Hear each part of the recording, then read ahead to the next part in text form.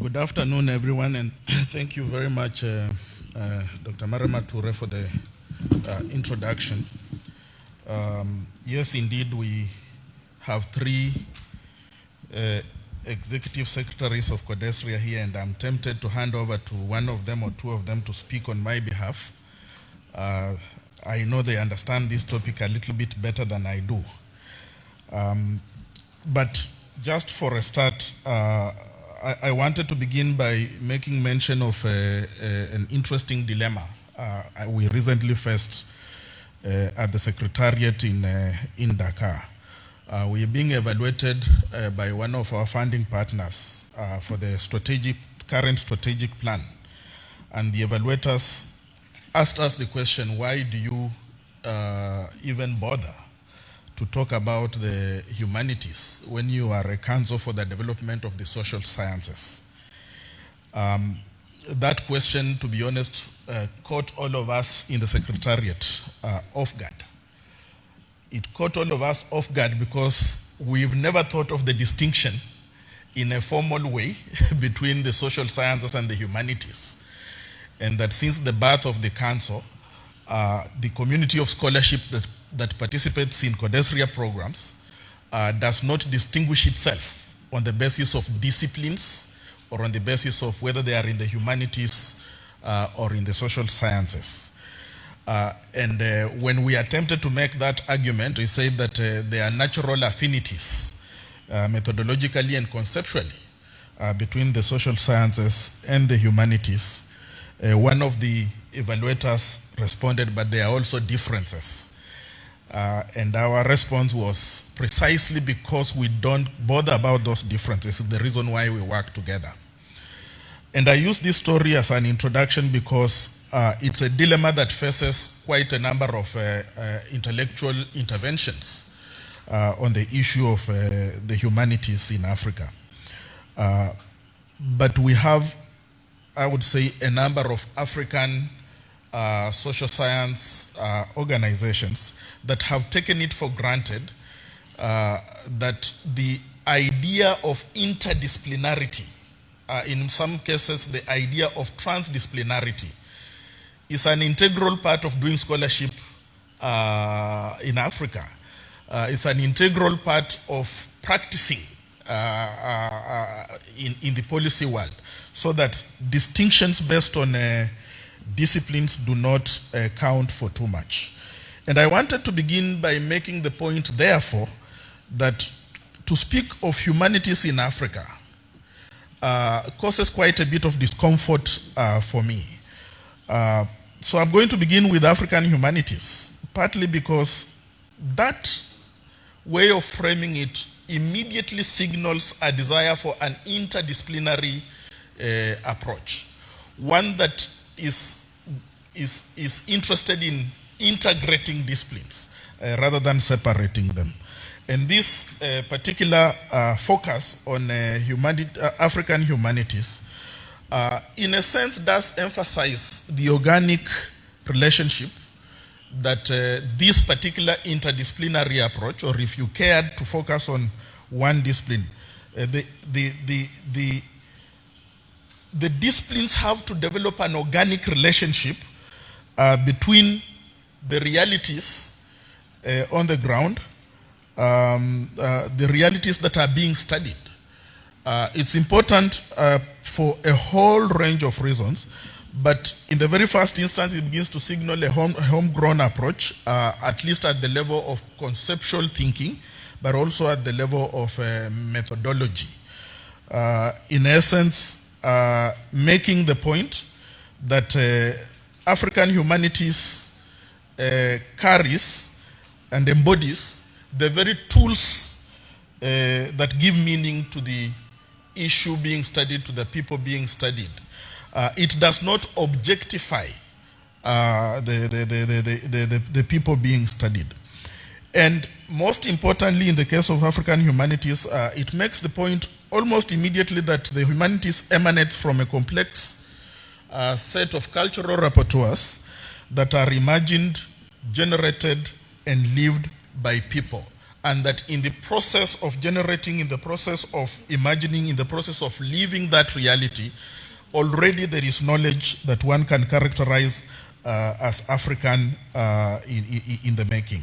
So the distinction that one would have between the humanities in Africa and the distinction with humanities in Africa is that while African humanities is integral to the everyday experiences of its practitioners, humanities in Africa grows out of a process involving middlemen or middlewomen who are the first level of interpreters of the experiences that we're talking about. So in some sense, therefore, that mediation that is sitting at the heart of the humanities in Africa signals a very big difference between humanities in Africa and African humanities. The distinction with humanities in Africa also is that while humanities in Africa grows out of a process, therefore, that involves interlocutors.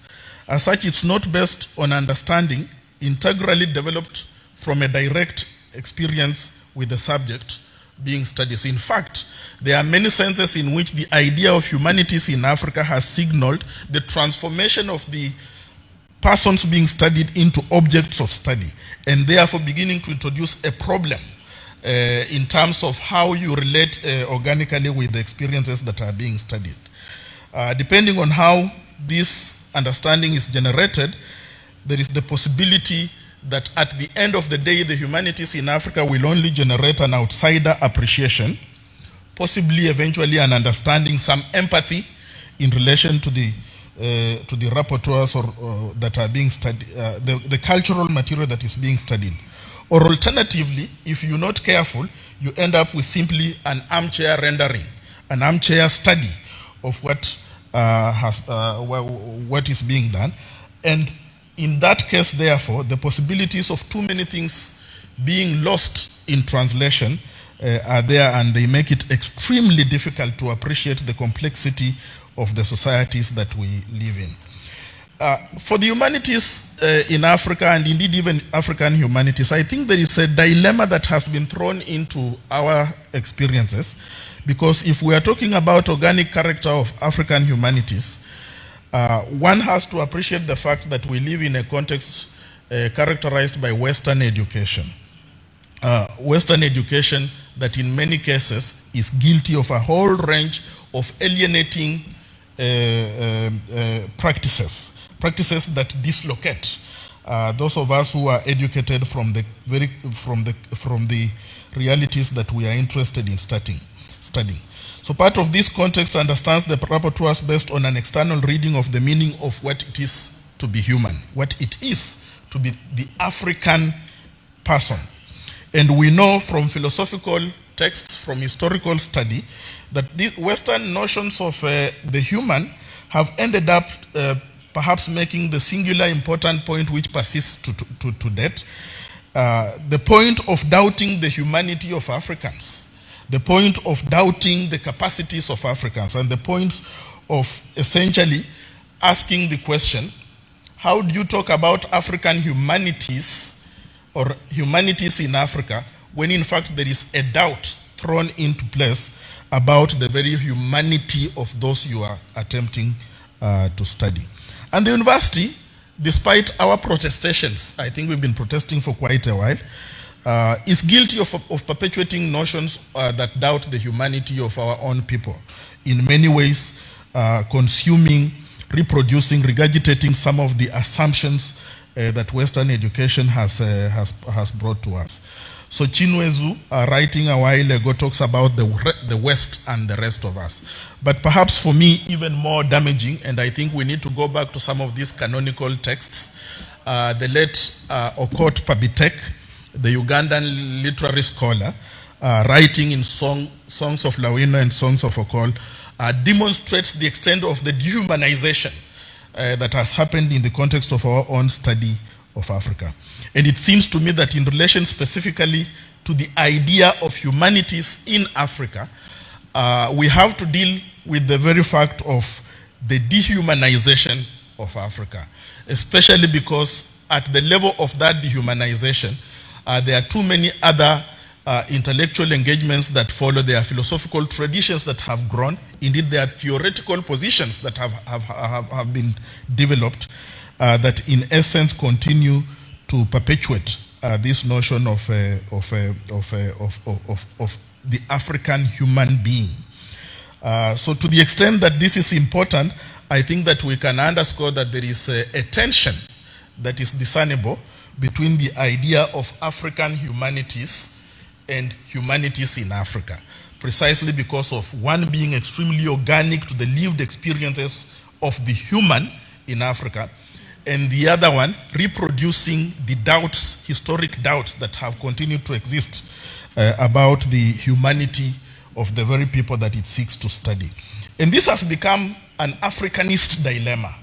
An Africanist dilemma precisely because it is derived from externally, but precisely also because it has a heavy influence from the old positivist tradition, a tradition that attempted to, parcel out disciplines with a certain finesse that perhaps is impossible to achieve in reality. A tradition that continues to persist today in facilitating an assumption that there is the possibility of studying African mathematics. There's the possibility of studying mathematics, there's the possibility of understanding technology, and all these things without understanding the human, the African person. When you go into our universities, the basis of disciplinary orientations is based on the assumption that every discipline is defined by what it forbids its practitioners from doing. If you are a historian, there are things you are forbidden from doing. If you are a sociologist, there are things you are forbidden from doing. And you can multiply into all the disciplines. Yet, the very society we study, yet the very humanity that we study does not conceptually forbid you from any of these things. So the problem around the humanities in Africa really is that it is discipline-based, and that orientation deprives those of us who are humanities scholars from exercising the creativity we need, from exercising the imagination that we need, from innovating beyond what one would even call human possibilities. It deprives us of the versatility needed for knowing and for knowledge generation, and the desire to dialogue, the importance of conversation, the centrality of this story, the importance of storytelling, a tradition that is very rich in the place where we sit, but across the continent. The value of conversing, all those are important things. Long time ago in the 1970s, the whole idea of orality and orature was developed into a significant area of knowledge. Today, we don't see this being reproduced in the manner in which it's reproduced. And the tensions that causes have something to do with the intellectual origins of disciplines, but also the distinctions that we have allowed to exist that undermine the transdisciplinarity or the interdisciplinarity that is useful to knowing and to knowing how you know, because it's a methodology to really establishing that you know, and the possibility of self-doubt, even in the context when you feel that you know. In the humanities, I think there is a very rich tradition of that makes it a richer area of work than any that one would have wanted to. So to begin to conclude, I think the key challenge that we face today is that the developments around humanities in Africa have in a sense facilitated an undermining of the institutions of knowledge in the humanities. And I think we need to confront that problem. Because I don't think we are going to be able to continue with the Forum of African Humanities if the universities are not performing to the level that we expect them to perform. We're not going to continue with the humanities if the center of the study of the humanities has been removed from the university and put outside the university. And all across the continent, there is a general underfunding of the humanities, all across the continent, there's a closure of departments of languages, departments of history, and other areas of study that are important to the humanities. The university is being undermined from under our feet, but I don't think we have developed a good response to this. The old era of reform, motivated by this whole thing about fiscal discipline, is back. And the humanities are generally under attack. The social sciences are generally under attack. And yet, our governments are expecting us to inform policy by allowing them through the humanities and the social sciences to see the many-sidedness of life. The challenge, I think, is back to the table, if I may conclude, that there is no possibility that humanities can flourish if in their very production we have undermined the institutions that do that. And a lot of the training in the humanities cannot happen in institutions like Codesria. We only pick up already formed brains in order to help facilitate and expose them. So to conclude, I think that the challenge I want to leave for this undertaking is, as we explore the tensions between humanities in Africa and African humanities, the emphasis ought to be on African humanities. And they need to find a safe space in our institutions of public learning, because that's where they will grow. Thank you very much.